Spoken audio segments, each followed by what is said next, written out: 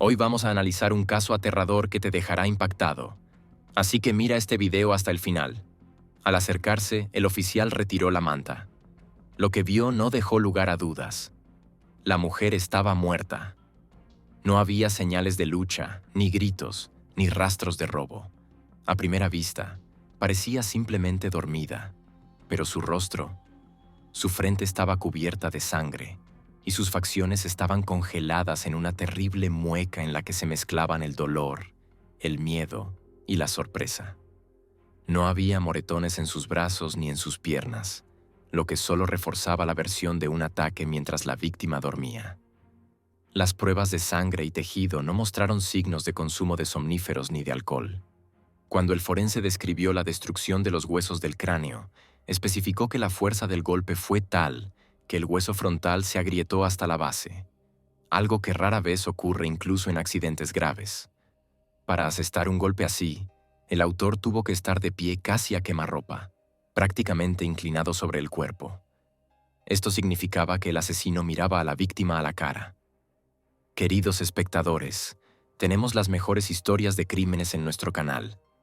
Para no perdérselas, asegúrense de suscribirse y, por favor, denle me gusta al video.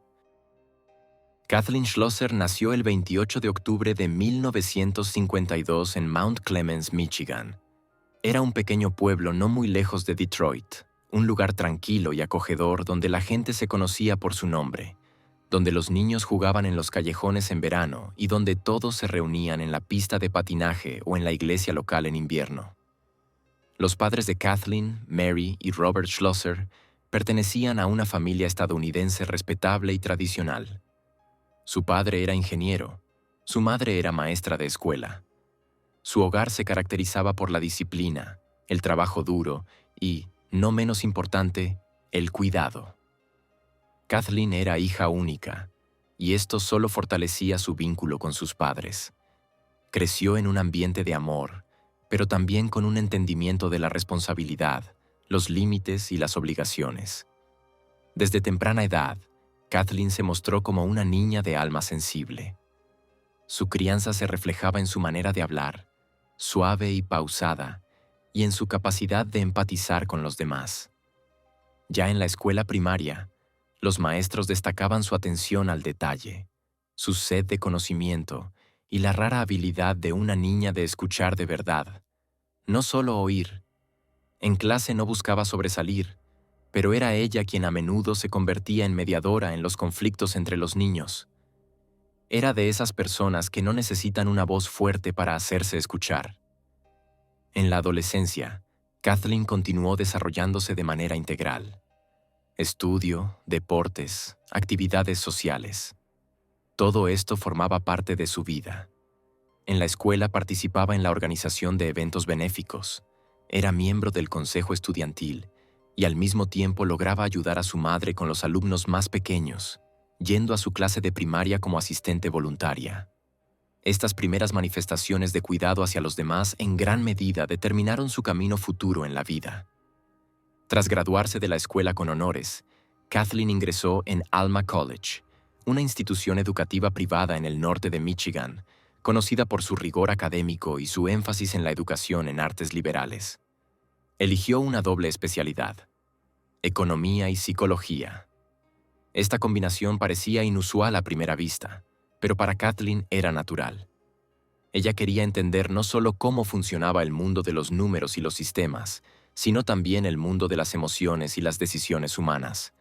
Se interesaba por cómo piensa la gente, qué los motiva, cómo se estructuran las relaciones en la sociedad y en la familia. Fue en Alma College donde conoció a James Krauseneck, un estudiante de economía. Alto, reservado, ambicioso, atrajo de inmediato la atención de Kathleen. Su relación se desarrolló rápidamente, pero no de manera espontánea. Ambos eran maduros para su edad, y ambos aspiraban a la estabilidad. A ojos de los demás, eran la pareja perfecta. Inteligentes, equilibrados, con metas claras. En 1974 se casaron. La boda fue modesta, pero muy cálida, con un círculo reducido de personas cercanas y promesas sinceras para el futuro. Después de la boda, Kathleen y James no permanecieron mucho tiempo en Michigan. La carrera de James se estaba desarrollando rápidamente. Fue invitado a trabajar en Eastman Kodak, entonces una de las compañías más grandes del país, ubicada en Rochester, Nueva York. La mudanza fue un paso importante. Significaba el comienzo de una nueva vida, adulta, independiente, y como les parecía en ese momento, prometedora. Kathleen dejó su ciudad natal y siguió a su esposo, sin sentir miedo, solo una ligera emoción. Ella creía en ellos como un equipo. En Rochester se instalaron en una casa acogedora en el suburbio de Brighton, un área donde vivían principalmente familias con hijos, y en cuyas calles por las noches se escuchaban los niños jugando y el ruido de las cortadoras de césped. Kathleen se adaptó rápidamente a su nueva vida. Arregló la casa, se ocupó del hogar, conoció a los vecinos. A pesar de que en aquellos años las mujeres a menudo tenían que elegir entre una carrera y la familia, Kathleen no se percibía a sí misma como una ama de casa en el sentido habitual. Para ella, cuidar de la casa no era un deber, sino una forma de amor. En 1979, ocurrió el acontecimiento más importante de sus vidas. Nació su hija Sarah. Kathleen estaba encantada. La maternidad no fue una prueba para ella, sino un nuevo nivel de vida. Pasaba casi todo su tiempo con su hija. Le leía libros, la llevaba a pasear, le cosía la ropa y los accesorios ella misma. Los amigos recordaban cómo Kathleen salía todos los días con Sarah al parque cercano, cómo pacientemente le explicaba a la niña cómo funciona el mundo y cómo veneraba cada momento de su tiempo juntas. Junto con la maternidad, Kathleen continuó desarrollándose intelectualmente. Visitaba la biblioteca local, se interesaba por la pedagogía y la psicología infantil, y pensaba en volver a estudiar o en enseñar cuando Sarah creciera un poco. Se sentía atraída por el conocimiento, pero sobre todo por las personas. No estaba ansiosa por hacer carrera, pero siempre quiso ser útil, ser necesaria. No solo una esposa o una madre, sino una persona que influye en la vida de los demás, incluso si lo hacía en silencio, casi imperceptiblemente. Las personas que la conocieron decían que estar cerca de Kathleen te hacía sentir más tranquilo. Parecía irradiar una calma interior, incluso en momentos de cansancio o ansiedad, y sin duda había momentos así. Trataba de no perder la compostura. No levantaba la voz, no se quejaba. Parecía que tenía un núcleo interior que la mantenía equilibrada. Creía en la familia, en el trabajo, en que el amor es una acción, no solo un sentimiento. Desde fuera, su familia parecía ejemplar. Una linda casa, el trabajo respetado de su esposo, una hija bien educada, un jardín cuidado, paseos vespertinos por el vecindario, cenas de domingo, fotos de vacaciones, planes para el futuro. Todo parecía correcto. Kathleen era una persona que crea estabilidad, no la busca. Una persona que no teme a la vida cotidiana y encuentra sentido en ella. A principios de la década de 1980, Kathleen Krauseneck era una mujer cuya vida lo tenía todo: familia, salud, el respeto de los demás y la sensación de que cada nuevo día era una oportunidad para hacer algo bueno. No buscaba el drama, no ansiaba la fama. Simplemente vivía, con sinceridad, honestidad y profundidad. La mañana del 19 de febrero de 1982 comenzó en Rochester con el silencio típico de febrero. El invierno en el estado de Nueva York puede ser severo, y ese día no fue la excepción. Cielos grises, aceras cubiertas de nieve, un viento ligero soplando entre las casas. Alrededor de las 7 de la mañana, el suburbio de Brighton, donde vivía la familia Krauseneck, todavía tenía una atmósfera adormecida. Los autos de los vecinos estaban cubiertos de escarcha. Luces tenues brillaban en las ventanas de las casas. La gente apenas se estaba preparando para ir a trabajar, desayunando, paseando a los perros. El día no prometía nada fuera de lo común. Para Kathleen Krauseneck todo debía haber transcurrido como de costumbre. Su esposo, James, trabajaba en Eastman Kodak y solía salir de casa temprano. Alrededor de las 6:30 de la mañana, Sarah, su hija de 5 años, aún dormía a esa hora. Kathleen, por lo general, se levantaba un poco más tarde, preparaba el desayuno, se arreglaba el cabello, ayudaba a Sarah a vestirse. La familia tenía una rutina bien establecida y cada día seguía aproximadamente el mismo guión. Las mañanas eran un momento de tranquilidad y orden para ellos. Pero en este día todo fue diferente, aunque al principio parecía insignificante. Alrededor de las 9 de la mañana se abrió la puerta de la casa de los Krauseneck. La pequeña Sarah, vestida de manera inadecuada para el clima, con unos leggings, sin abrigo, con los pies descalzos dentro de unas zapatillas, salió a la calle y se dirigió a la casa vecina. Llamó a la puerta. Jack Howard, un vecino que conocía bien a la familia, abrió. Frente a él estaba una niña con una expresión confundida. Dijo en voz baja: «Mamá no se siente bien. Papá ya está en el trabajo». Jack no entendió de inmediato la seriedad de lo que ocurría. Pensó que probablemente Kathleen simplemente estaba enferma. Pero la voz de Sarah y su apariencia, asustada, perdida, eran alarmantes. Howard llamó de inmediato a la casa de los Krauseneck, pero nadie contestó. Entonces se acercó a la casa con Sarah. Llamó. Silencio. Luego abrió la puerta, que no estaba cerrada con llave, y llamó a Kathleen. No hubo respuesta. La casa parecía tranquila por dentro, sin gritos, sin signos de pánico. Sarah fue al salón, donde estaba su juguete favorito.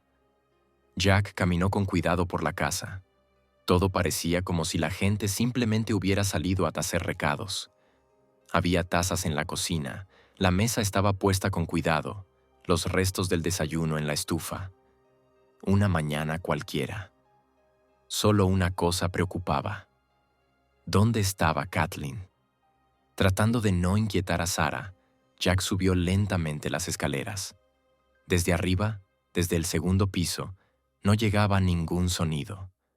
Caminó por el pasillo, llegó al dormitorio principal y miró adentro. La luz estaba apagada, las cortinas corridas. Todo parecía detenido en la oscuridad matutina. A primera vista nada llamaba la atención. Dio un paso hacia adelante. La habitación lo recibió con un silencio ominoso. Una ligera corriente agitó el borde de la cortina, y en este silencio casi teatral había una ansiedad que no podía explicarse racionalmente. En la cama yacía una silueta. Parecía como si alguien estuviera simplemente dormido, envuelto en una manta. Pero incluso a la distancia estaba claro que algo no estaba bien. Una postura antinatural. Un rostro completamente cubierto. Jack dio otro paso y se detuvo. No se acercó más. Salió lentamente del dormitorio, bajó, sacó a Sarah de la casa y llamó a la policía. El primero en llegar al lugar fue un oficial del departamento local. De camino recibió la información preliminar. Una mujer sin signos de vida. Una niña de 5 años en la casa. El esposo está en el trabajo. El policía evaluó rápidamente la situación. Sarah estaba sentada con los vecinos y la esposa de Howard ya estaba con ella. La niña guardaba silencio. Solo abrazaba un conejito de peluche. El oficial entró a la casa. Todo realmente parecía demasiado tranquilo. Y en esta calma había algo inquietante. Siguió los mismos pasos que Jack y pronto se encontró en el dormitorio, esta vez con una linterna y una cámara.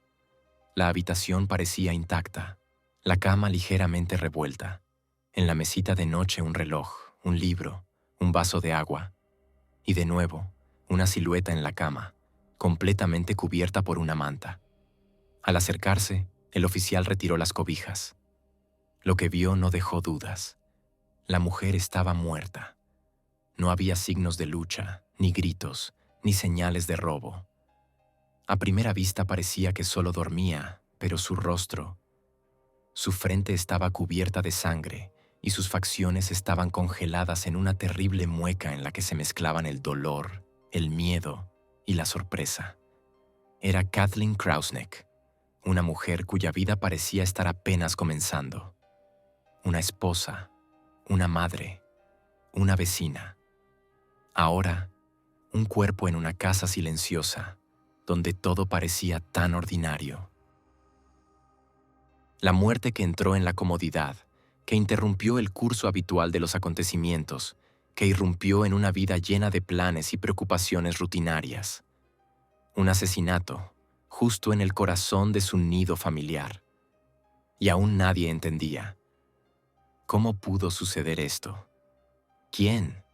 ¿Cuándo? ¿Por qué? Y lo más importante, ¿por qué la pequeña Sara, estando en la misma casa, salió ilesa pero se vio obligada a ser la primera en decirle al mundo que algo andaba mal con su madre? La casa fue inmediatamente acordonada. Comenzó la etapa en la que, debido a un trágico suceso, se derrumbaron las ideas habituales sobre seguridad, confianza y previsibilidad de la vida. En ese momento, nadie sabía lo doloroso que sería el camino hacia la verdad.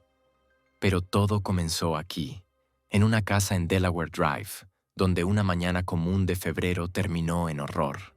Cuando los primeros peritos llegaron a Delaware Drive, se enfrentaron con lo que parecía una tarea sencilla. Un asesinato en una casa. Una persona muerta, una persona en el trabajo, una persona muerta como niña.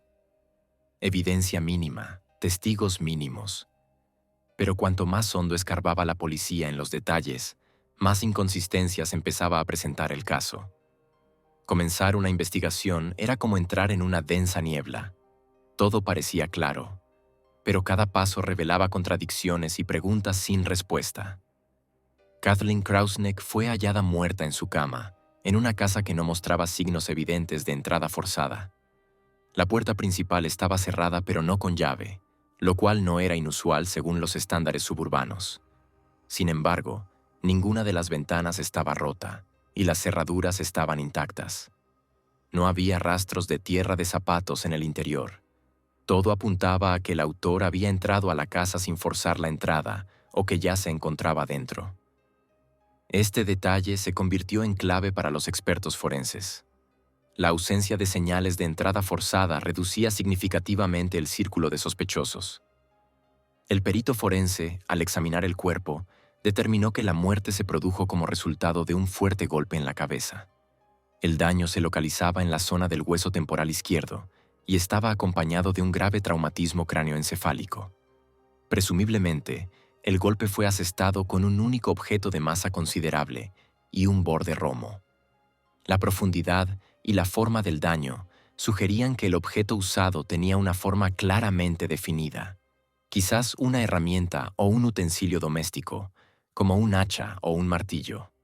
Sin embargo, no fue posible identificar el arma específica. No se encontró ni en el dormitorio ni en otras habitaciones de la casa. Un hallazgo importante fue que no había rastros de múltiples lesiones en la piel alrededor de la herida, lo que indicaba que el golpe fue repentino y, muy probablemente, único. Sin embargo, este golpe resultó ser fatal. No había signos de lucha, ni moretones en los brazos o en las piernas, lo que solo reforzaba la versión del ataque mientras la víctima dormía. Las pruebas de sangre y tejido no mostraron signos de consumo de somníferos ni de alcohol. Todo indicaba que Kathleen simplemente se durmió y nunca despertó. La zona alrededor del cuerpo en la cama también fue examinada cuidadosamente. La sangre permanecía principalmente localizada en la zona de la almohada y la parte superior del colchón. Esto indicaba que el cuerpo no fue movido después del golpe y que la víctima no se levantó ni se movió. Su muerte se produjo rápidamente. El golpe fatal, según el forense, fue propinado con tanta fuerza que provocó una pérdida de conciencia casi instantánea y luego un paro respiratorio. Huellas dactilares, exclusivamente pertenecientes a los miembros de la familia. Fibras, cabellos, ADN.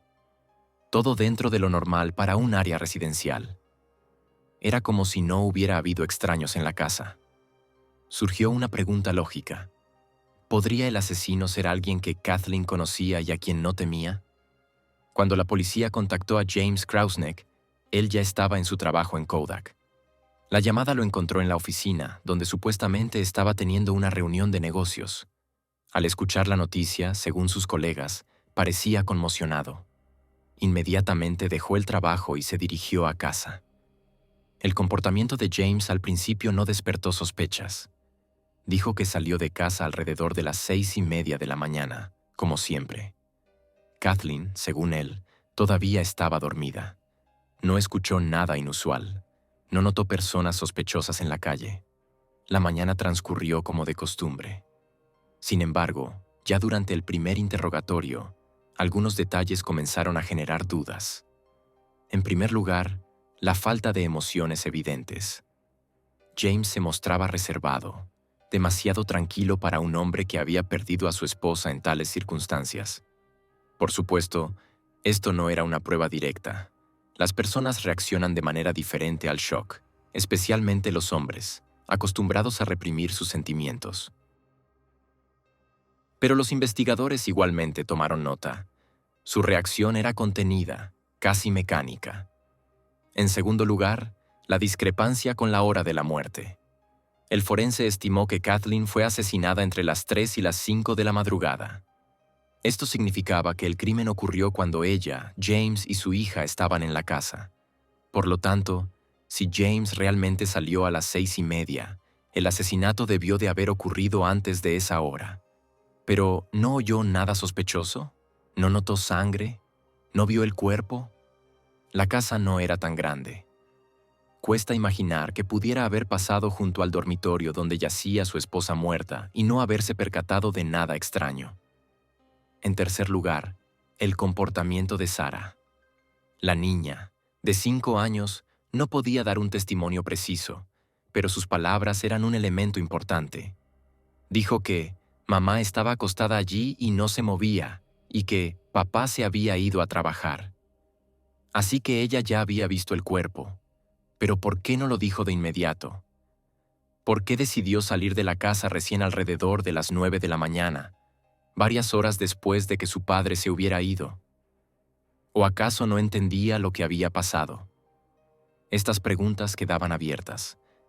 Pero hubo algo que alarmó especialmente a los investigadores. Sarah afirmó que había dormido toda la noche y que no había oído gritos ni ruidos. Esto confirmó la suposición de que el asesinato ocurrió de manera silenciosa y rápida. La policía comenzó a revisar a todos los que podían estar relacionados con la familia. Pero el círculo de amigos de los Krauseneck era bastante reducido. No había conflictos, ni amenazas, ni exparejas o disputas. Los vecinos hablaban de la familia exclusivamente en términos positivos. Kathleen era amable, tranquila, enseñaba economía y participaba activamente en la vida escolar. James era inteligente, un poco distante, pero educado. Se los consideraba la familia perfecta. Solo una cosa causaba una ligera preocupación. Según algunos vecinos, la relación entre los esposos parecía menos cálida que antes. Menos conversaciones, menos sonrisas. No era algo estridente, sino más bien grietas apenas perceptibles. Mientras tanto, los investigadores comenzaron a estudiar la biografía profesional y personal de James Krauseneck. Pronto descubrieron un detalle inesperado. Su doctorado, en base al cual había sido contratado en Kodak, resultó ser falso. El diploma, supuestamente emitido por la Universidad de Colorado, no figuraba en su base de datos. Este hecho puso en duda toda su reputación profesional. Y lo más importante, planteó una seria pregunta para la policía. ¿Podría una persona capaz de una falsificación a gran escala ser también capaz de un crimen más grave? A pesar de las sospechas, no había pruebas contra James. No había huellas dactilares ni rastros de sangre en su ropa. Su versión de los hechos era estable. Afirmaba que no sabía qué le había pasado a su esposa y que estaba en el trabajo en el momento del crimen. La policía realizó un examen de su ropa, sus zapatos, su automóvil. Todo estaba limpio. Esto se convirtió en un obstáculo para presentar cargos. La investigación comenzó a estancarse. Sin embargo, el caso no fue cerrado. Los detectives guardaron materiales, realizaron entrevistas, analizaron los detalles una y otra vez. Para entonces, la prensa ya había difundido la historia. Tragedia en Brighton. Maestra encontrada muerta. ¿Drama familiar o invasión desde afuera? La sociedad estaba conmocionada, pero la policía no tenía fundamentos suficientes para presentar cargos. James, mientras tanto, dejó Rochester y pronto se volvió a casar. Empezó una nueva vida, dejando atrás la casa que se había convertido en símbolo de la tragedia. La investigación continuó durante algún tiempo, pero sin avances. El caso fue archivado, como uno de tantos crímenes sin resolver. Sin embargo, como suele ocurrir en el mundo de la ciencia forense, no fue olvidado. Estaba esperando. Nueva tecnología, nuevos ojos, nuevas pruebas. Y en el futuro, esa espera jugaría un papel decisivo. Pero en aquel momento, en 1982, la policía se vio obligada a admitir. No había pruebas directas, no se podían presentar cargos. El misterio de la muerte de Kathleen Krausneck permanecía sin resolver. Por un tiempo. Sin embargo, en 2015, el caso fue reabierto gracias a la perseverancia de una nueva generación de investigadores y al desarrollo de la tecnología forense. La investigación fue asumida por el detective Robert Franklin, un oficial del condado de Monroe especializado en asesinatos sin resolver. Franklin no conocía a Kathleen ni vivía en Rochester en 1982, pero el caso le había llamado la atención desde la primera página. Parecía limpio, una familia perfecta, sin sospechosos, sin pistas. Pero precisamente eso fue lo que encontró sospechoso. Franklin comenzó donde muchos otros habrían comenzado. Volvió al cuerpo. Nuevos métodos de análisis y reconstrucción computarizada del cráneo hicieron posible precisar el ángulo y la fuerza del golpe, así como la trayectoria. Los expertos concluyeron que semejante golpe no pudo haberse dado con prisa. Fue preciso, dirigido, casi quirúrgico. Al mismo tiempo, se reexaminaron las circunstancias de la mañana del asesinato. La clave estaba en el viejo peritaje. La hora de la muerte entre las 3:30 y las 5 de la madrugada. Si James realmente había salido de casa a las 6:30, como afirmaba, entonces estaba en la casa en el momento del asesinato, o al menos en las inmediaciones de la hora en que se cometió. El comportamiento de Sarah también generaba dudas. La niña de 5 años salió de la casa solo unas horas después de que su padre se marchara, pero ya sabía que mamá no se movía. Esto significaba que el cuerpo de Kathleen había estado en la casa todo ese tiempo, y James no podía no haberlo notado cuando se preparaba para ir al trabajo. Otro momento inquietante. El FBI se sumó a un nuevo análisis de las circunstancias, y pronto salió a la luz un hecho olvidado, pero extremadamente importante. No había señales de entrada de otra persona en la casa. No había huellas de zapatos, ni huellas dactilares, ni fibras que no pertenecieran a la familia. Esto significaba que el asesino o bien sabía cómo entrar sin dejar rastro, o ya estaba dentro de la casa. Y lo más importante, el arma homicida faltaba.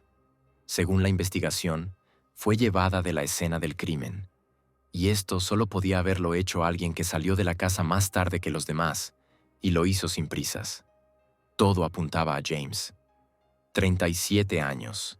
Ese fue el tiempo que tomó para que el caso de Kathleen Krausneck regresara al primer plano. Casi 4 décadas son suficientes para que crezca una generación y desaparezcan pruebas. En 2019, décadas después, la Fiscalía del Condado de Monroe acusó formalmente a James Krausneck de asesinato en segundo grado. Esto desató una ola de interés público. Un hombre que había vivido toda su vida sin reproches, que ocupaba un cargo respetado, que había sido un ciudadano modelo y un esposo ejemplar, estaba en el banquillo. Muchos se preguntaban, ¿por qué? ¿Por qué un hombre con una familia, una carrera y respeto mataría a su esposa? La respuesta del fiscal fue dura pero pragmática. Miedo a ser descubierto.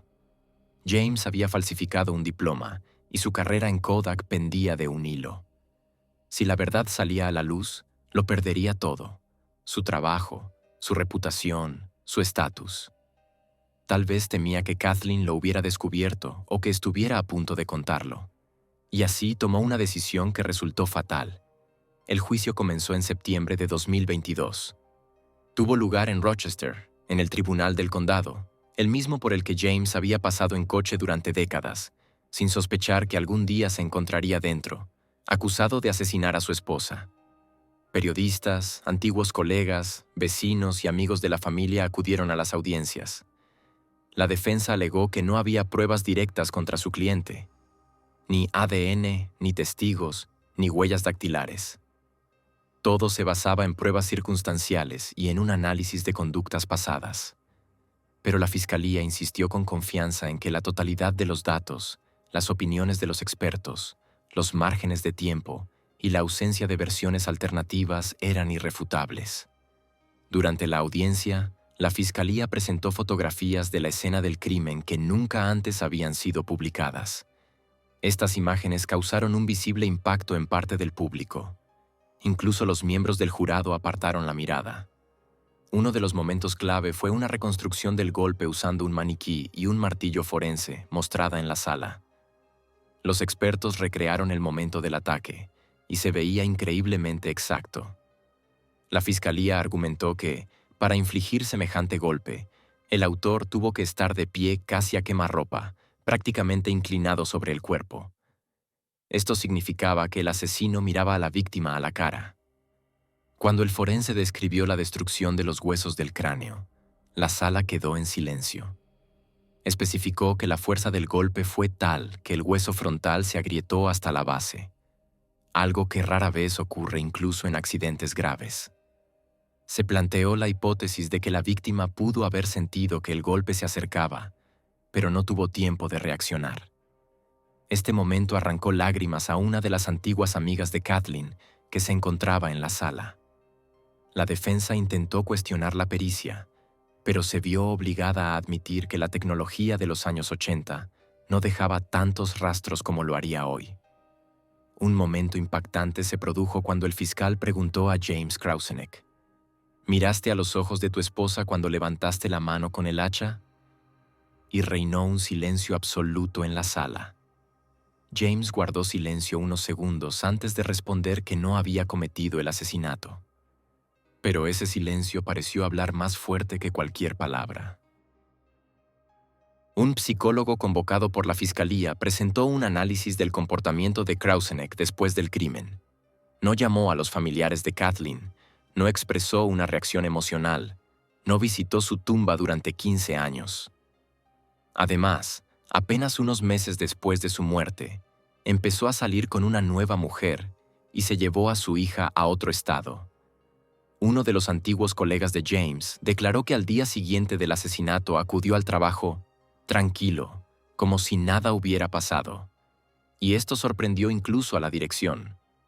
Y una exvecina de la familia dijo que en la mañana de la tragedia vio a James tirar una gran bolsa oscura en un contenedor de basura detrás de la casa. Este hecho había sido ignorado previamente por la investigación, pero ahora sonaba como un momento clave. La culminación fue el testimonio de Sarah Krauseneck, ya una mujer adulta. Durante mucho tiempo había evitado hacer comentarios públicos, pero en el juicio pronunció un discurso neutral aunque difícil. No dijo directamente que creyera que su padre era culpable, pero tampoco lo defendió. Ese silencio fue más elocuente que cualquier acusación. En su voz se percibía la huella de un trauma antiguo, un trauma que quizá había sido infligido por el mismo hombre que debía protegerla. Tras varios días de deliberación, el jurado se retiró a deliberar. El público solo podía esperar. Y el 22 de septiembre de 2022, 40 años después de la tragedia, se anunció el veredicto. Culpable. James Krauseneck fue declarado culpable de asesinato en segundo grado. El tribunal lo condenó a 25 años de prisión. Fue detenido directamente en la sala. Tenía 70 años. Parecía que se había hecho justicia. Pero no había un fácil sentimiento de cierre en esta historia. El caso de Kathleen Krauseneck se convirtió en un símbolo de cómo la verdad puede esperar décadas. Demostró que incluso familias aparentemente perfectas pueden albergar oscuridad. y que un secreto enterrado bajo el peso de los años puede salir nuevamente a la luz, si alguien es lo suficientemente valiente como para cavar lo bastante profundo.